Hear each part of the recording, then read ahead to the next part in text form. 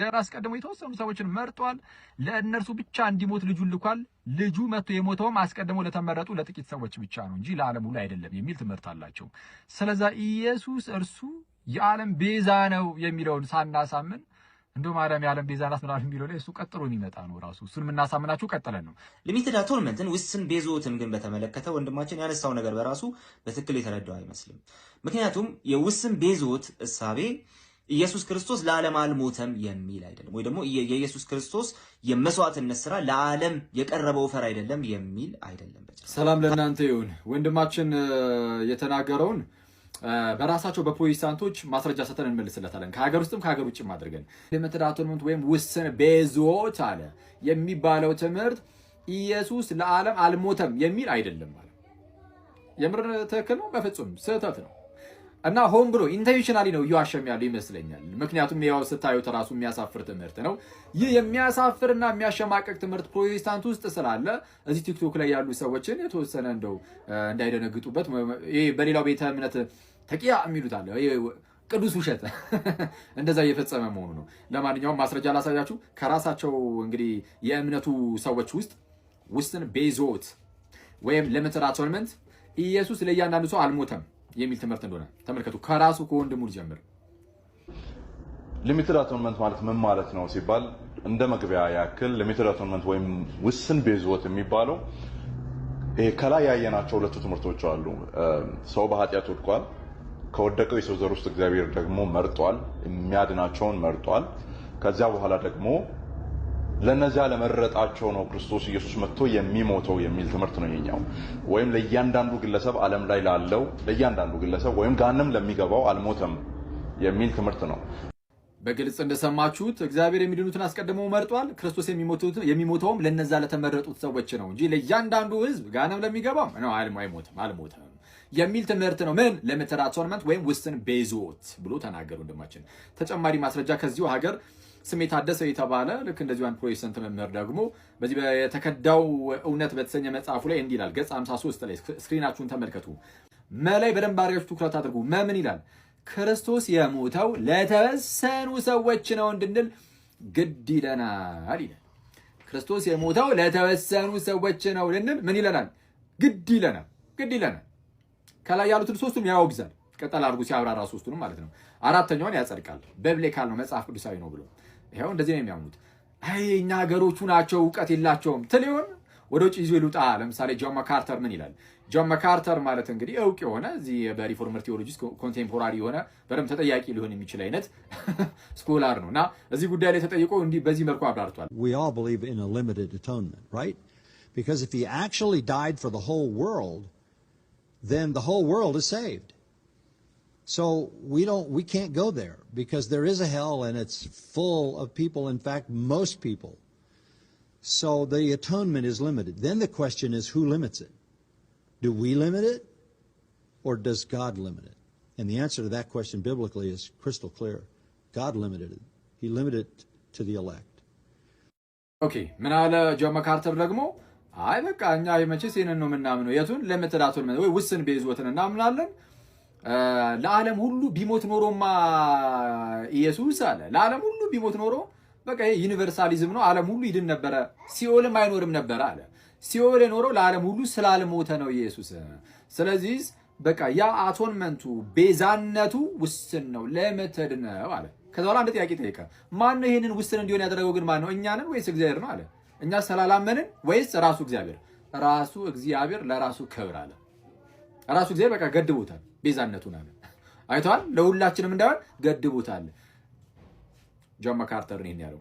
ልጨምርላችሁ? ኦኬ እሺ እንጨምራ። ማን እንግዲህ በፕሮቴስታንት ውስጥ አሁን ላይ ካሉ በጣም እውቅ የሆኑ ዲቤተሮች ምናምን እነዚህ ዲቤት ከሚያደርጉ ሰዎች ውስጥ አቃቤ እምነቶች ውስጥ አፖሎጂስቶች ውስጥ አንዱ ጄምስ ዋይት ነው። ጄምስ ዋይት እንዲህ ይላል። How could it be possible that Jesus provides a universal atonement, a substitutional universal atonement on the cross, and then does not intercede for a certain portion of those people before the Father? ቀደም ጆን ማካርተር የክርስቶስን ውስን የሆነ ቤዛነት በምን መልኩ ነበር ያብራራው? አይ ለዓለም ሁሉ ከሞተማ ዓለም ሁሉ ሊድን ነው ሲኦልም ሊጠፋ ነው በሚል ነበር። ጄምስ ዋይት ደግሞ በምን ያብራራል? ክርስቶስ ለዓለም ሁሉ ከሞተ እና ለዓለም ሁሉ ሞቶ እንዴት ነው ምልጃን ሲያቀርብ ለጥቂቶች ታዲያ ሊያደርግ የሚችለው? ስለዛ ምልጃንም እያቀረበ የሚኖረው እያለ ነው። ለዓለም ሁሉ ይሆን ነበረ ለዓለም ሁሉ ቢሞት ኖሮ የሚል ነገርን ጄምስ ዋይት የሚያስቀምጣል። ያው ይሄ ምንም የምትክደው ነገር አይደለም። ጆን ካልቪን እንዲህ ብሏል አላለም የሚል ነገርን አስቀምጦ ነበር። እኔ ያልኩት አሁን ላይ ያሉ ካልቪኒስቶችን ነው። ጆን ካልቪን ምናልባት ሊሚትድ አቶንመንትን የማይቀበል ከሆነ ከካልቪኒስት ወንድሞች ጋር ሄደና ተነጋገር። እኔ አሁን እኮ ስለ ጆን ካልቪን አይደለም አሁን ላይ ስላለው ፕሮቴስታንት ነው እያወሩ ያሉት። ልሰብኮም ላሳምኖም የተነሳሁት እኮ ጆን ካልቪንን ሳይሆን አሁን እናንተን ነው ማለት አሁን ላይ ያላችሁትን ፕሮቴስታንቶች ማለት ነው። ሰው ዛሬ በዚሁ ጉዳይ ላይ ላይቭ እንገባለን። ይቆየን። ኦርቶዶክስ ቴዎሎጂ የድህነት የዘላለም ህይወት ጉዳይ መነሻው ሰብአዊ እሺ፣ ጸጋና ሰላም ይብዛላችሁ ወዳጆቼ፣ እንዴት ናችሁ? እግዚአብሔር ይመስገን። እኔ ማለት ሂስ ምናምን መስጠት ምናምን እንደዚህ መቃወም ምናምን ፈልጌ ሳይሆን አሁን የተነገረው ንግርት ግን ውሸት ነው። ገባችሁ? ውሸት ነው። የኦርቶዶክስ ቴዎሎጂ የተመሰረተው በመጽሐፍ ቅዱስ በእግዚአብሔር ሐሳብ ነው እንጂ በሰባዊነት የሆነ ነገር አይደለም።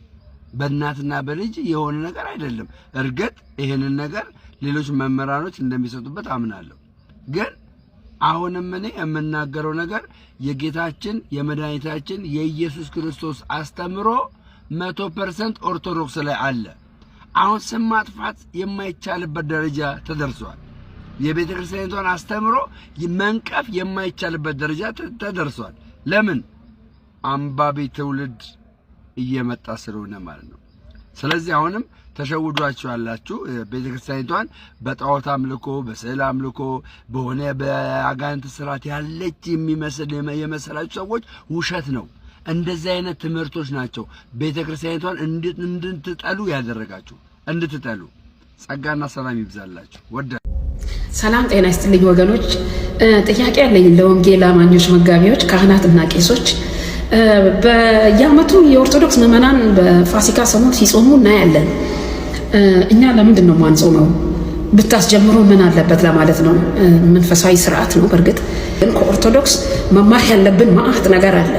ከኦርቶዶክስ የምንቀስማቸው ብዙ ነገሮች አሉ። አዘማመር፣ ቅዳሴ፣ አለባበስ፣ ዋናው ደግሞ ጾምና ጸሎት ነው እና እነሱን እንደ ጠላት ከመቁጠር ጠጋ ብለን ከነሱ የምንማራቸው ብዙ ነገሮች እንዳሉ ትምህርት ቤት መጽሐፍ ቅዱስ ትምህርት ቤት እያለሁ ተምሬያለሁ ከመምህራኖቼ። እባካችሁ እኔ አሁን መጽሐፍ ጾም ከጀመሩ ወዲህ እየጾምኩ ነው። የምትገኙ ኦርቶዶክሳውያን ባለማተቦች፣ ኢትዮጵያውያንና ኤርትራውያን እንኳን ለጌታችን ለመድኃኒታችን ለኢየሱስ ክርስቶስ የትንሣኤ በዓል በሰላም አደረሳችሁ። እንግዲህ እኚህ እናት እጅግ በጣም በብዙ ነገር የቀኑ ይመስለኛል እና እናታችን መልእክቶትን አድርሻለሁ፣ ግን የእርሶን መልእክት የሚሰማ ቸርች ያለ አይመስለኝም እና ጾምን ጥላቻ፣ ጸሎትን ጥላቻ፣ ስግደትን ጥላቻ መስሎኝ ሄዱትና ስለዚህ የሚመጡ አይመስለኝም። የሚቀለው እርሶ ይመጡ ነው ብዬ ማስበውና እንጂ እነሱ በፍጹም አያረዋትም። የትኛው ቸርች እንደሚሳተፈው አላውቅም፣ ነገር ግን ይሄንን የእርሶን ሐሳብ የሚቀበል ሰው ያለ አይመስለኝም። እርሶ ግን እኛ ስለምንቀበሉት ጾሙም ጸሎቱም ስግደቱም አለባበሱም ሁሉን ስላላቸው ይመስለኛል ከቤተ ክርስቲያን የወጡትና የእርሶን ቪዲዮ አብዛኛውን ለመመልከት ሞክሬያለሁ። ኦርቶዶክሳዊ መዝሙር ሲዘምሩ ቅዳሴው እንደናፈቁት፣ አለባበሱ ብቻ ብዙ ነገር እንደናፈቁት ይቀር። ስለዚህ እነርሱ ጾም ጸሎት ስግደቱን ከሚጀምሩ ቢሞቱ ነው የሚቀላቸው። እርሶ በንስሐ ቢመጡና ከኛ ጋር ቢቀላቀሉና የዘላለም ሕይወት እንዲያገኙ ግዱን ማሳየት እንችላለን እንጂ ሰዎች ይሄንን ነገር የሚቀበሉት አይመስለኝምና እንግዲህ ሰሞኑን አይታችሁ ከሆነ በጣም ብዙ ጴንጤዎች ናቸው በኢትዮጵያ ኦርቶዶክስ ቤተክርስቲያን የአምልኮ ስርዓት፣ አለባበስ በጣም በብዙ ነገር ልባቸው እየሸፈተ ነው። ስለዚህ ብትመጡ ነው የሚሻለው። ያያ ዘልደታ የአቡነ ገብርኤልን መግለጫ አስመልክቶ በፌስቡክ ፔጁ ላይ እንዲህ ብሎ አጋርቶናል። ሌላ ትዕቢት እንጂ ይቅርታ የለውም ብሎ ሐሳቡን በዝርዝር ተናግሯል። ይሄ የበጋሻው የምንፍቅና ማቀርሻ የሆነ ሰውዬ ያለውን ሰምታችኋል አይደል? እኔ እኮ አደባባይ ላይ የጻፍኩት እኮ አቡነ ገብርኤል በትዕቢት ይቅርታ ጠየቁ ብዬ አደባባይ ነው። በቪዲዮ ያልመጣሁት እኮ 2 ቀን 3 ቀን ፖስት ማድረግ ስለማልችል ብቻ ነው። በድብቅ የተናገርኩት አስመሰልከው። አንተ ማለት ምንፍቅና የተናገረ ጳጳስ ስታይ ጆሮ የሚቆም ልብህ የሚደፈርስ ሰው ነህ። ከዚህ በፊት ላስታውስ ምን እንዳለ። እስቲ እኚህን አባት እንደኔ የሚወዳቸው ካለ ይባርካቸው። አቡነ ገብርኤል የሰጡትን መግለጫ በትዕቢት የተሞላ ነው ያልኩትኝ አንተም ልብ ያውቀዋል። ከዚህ በፊት አንተ እኚህን አባት እንዲህ ብላቸው ነው ይቅርታ አርጉልኝና እኚህም አባት ተብሎ ይጠራሉ። አንተ የማይመች ነገር ያወሩ አባቶች ካሉ ለአንተ ምንድነው እኚህን አባት አሁን አባት ይባላሉ ብለህ ተናገርከው እኮ ሊቀ ጳጳሱ ነው። አንተ ያንተን ምንፍቅና ያቀረሻውን ሰው አቡነ ገብርኤል ፓትርያርክ መሆን አለባቸው የምትሉ ሰዎች ኮሜንት ላይ ጻፉልኝ። ለአንተ ለክደት ትምህርት የሚመችህን አባት ታቆለባብጻለህ፣ እንደፈለክ ታሞጋግሳለህ። አባት ማለት እኚህ ናቸው ትላለህ። የቤተ ክርስቲያንን ዶግማና ስርዓት ቀኖና ጠብቀው የሚናገሩትን ደግሞ አባቶች ትዘልፋለህ። ነገሩ አንተ አባትህን ነው የምትመስለው። አባትህ በክደት በምንፍቅና የወለደ ግልገል ነህ እና ትንሹ የመናፍቃን ግልገል ትንሽ ብትታገስ ጥሩ ይመስለኛል። ሻው የሚያቀረሽብህ የክደት ምንፍቅና በዝቶብሃል መሰለኝ። ሰሞኑን ብትታጠብ ፕሮቴስታንቶች እኔ የገሊ ነኝ ብለን አንመጣም ቢሉ ራሱ ባይ ዲፎልት ግን ፕሮቴስታንቲዝም ራሱ ማለት ነው እኔ የገሊ ነኝ እንድትል ያደርግሃል። የሉተር ነኝ፣ የካልቪን ነኝ፣ የዝዊንግሊ ነኝ ወይም የቻርልስ ፓራ ነኝ እንድትል ያደርግሃል። ለምን መሰለ? ፕሮቴስታንቲዝም ውስጥ ያሉ ዲኖሚኔሽኖች ወይም ግሩፖች ሁሉ የተመሰረቱት በሆኑ ግለሰቦች ነው። በሆነ ሰው የሆነ ሰው ይመጣና ይመሰረታል። የዛን ሰው የተቀዳ ነገር ይዞ ይሄዳል። ሰው የተወሰነ ላሻሽለው ላሳድገው ልትል ትችላለህ፣ ግን መሰረትህ ግን የሆነ ግለሰብ ነው የሚሆነው። ወደ ቤተክርስቲያን ግን ዘወር ስትል ቤተክርስቲያን ጉባኤ ከመሆኑ አንጻር ኦኬ፣ የክርስቲያኖች የምዕመናን ህብረት ከመሆኑ አንጻር ጀማሪዋም ፈጻሚዋም ጌታችንና መድኃኒታችን ኢየሱስ ክርስቶስ ነው። በክርስቲያናችን ውስጥ ጌታችን ኢየሱስ ሊቀ ካህናትና ሐዋርያ ነው። የቤተክርስቲያናችን ራስ እርሱ ኢየሱስ ነው። እርሱ ሙሽራ ነው። ይህች ጉባኤዋ ደግሞ የኛ ቤተክርስቲያናችን የኢየሱስ ሙሽራ ናት። ሙሽራው ሲመጣ ይህችን ሙሽራዋን ለመውሰድ ነው የሚመጣው። ታዲያ ያኔ ጌታችን ኢየሱስ ሲመጣ እንዳያጣቸው በዚህ በሰው ግሩፖች ውስጥ ታጥረው ያሉትን ብንጠራቸውና እንደው የኢየሱስ ቤተሰብ ሁኑ፣ በጌታ አካል ውስጥ ተጨመሩ፣ እርሱም ቤተክርስቲያኒቱ ናት ብለን ብንጣራ ይህ ምኑ ነው ጨለማው?